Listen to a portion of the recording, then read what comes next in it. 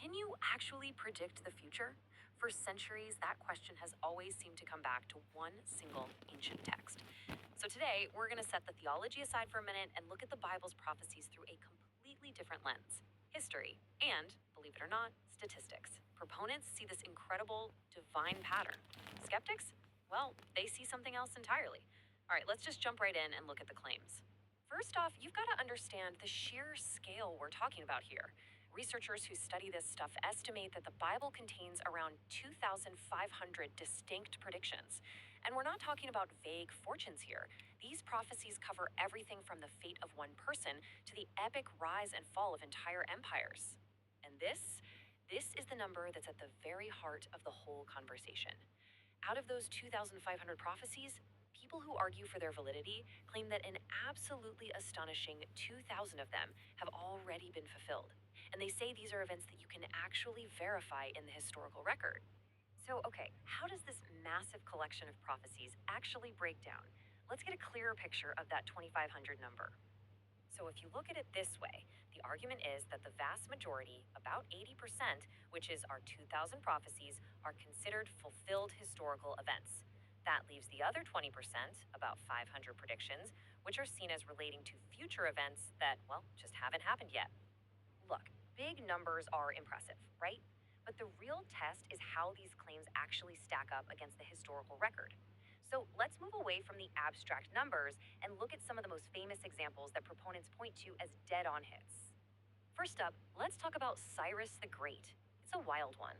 The book of Isaiah seems to name a future ruler, by name Cyrus, who would one day conquer the seemingly invincible Babylonian Empire. And what does history tell us?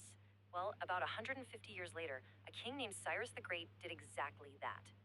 I mean, naming a specific person a century and a half in advance is a staggering claim. Of course, critics often jump in here to question the traditional dating of the text itself. Then you've got the ancient city of Tyre. The prophet Ezekiel didn't just predict it would fall, he gave these bizarrely specific details that its very stones, its timber, and even its soil would be scraped completely clean and just chucked into the sea. Fast forward a few centuries, and you have Alexander the Great trying to conquer the city's new island fortress. So what does he do? He does the unthinkable. He demolishes the old mainland city and uses every last bit of it, the rocks, the wood, the dirt, to build a land bridge out to the island. The historical account lines up with the prophetic detail in this really uncanny way. And according to these researchers, these aren't just one-offs. You've got Jeremiah's prediction of a 70-year exile in Babylon for the Jews, which lines up with the known historical timeline. Then the prophet Nahum predicted that the great city of Nineveh would be destroyed by fire. And sure enough, archaeologists digging through its ruins found a thick layer of ash, actual physical evidence of a massive city-destroying fire. Okay, so within those 2,000 fulfilled prophecies we mentioned, there's this huge, really important category that we need to talk about.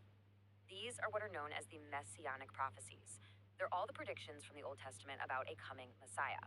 Now, Christian theology connects all of these prophecies to one single person, Jesus of Nazareth, arguing that he fulfilled somewhere between 300 and 400 of them.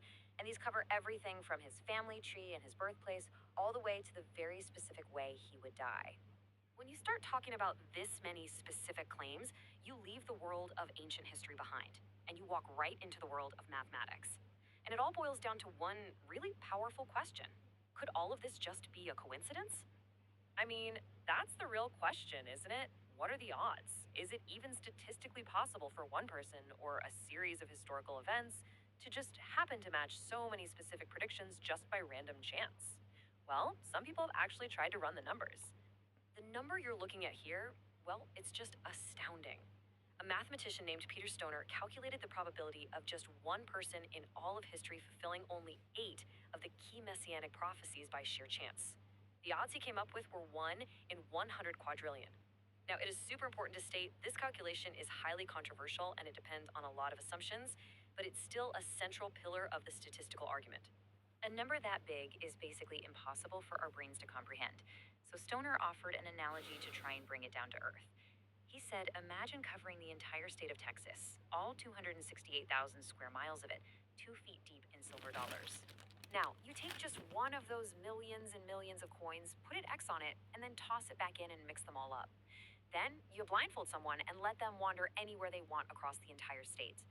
The chance of them reaching down and picking up that one marked coin on their very first try, that, Stoner argued, is the same probability as one person fulfilling just 8 of these prophecies by chance. So, after looking at all these claims about the past through history and probability, we're going to turn back to the present and to that fraction of prophecies that are supposedly still yet to come. This leaves us with those roughly 500 remaining predictions. And these largely deal with what are called end time events. We're talking about things like a final global conflict, the rise of a single world government, and the eventual return of the Messiah. So, according to the text's own story, it's not over yet.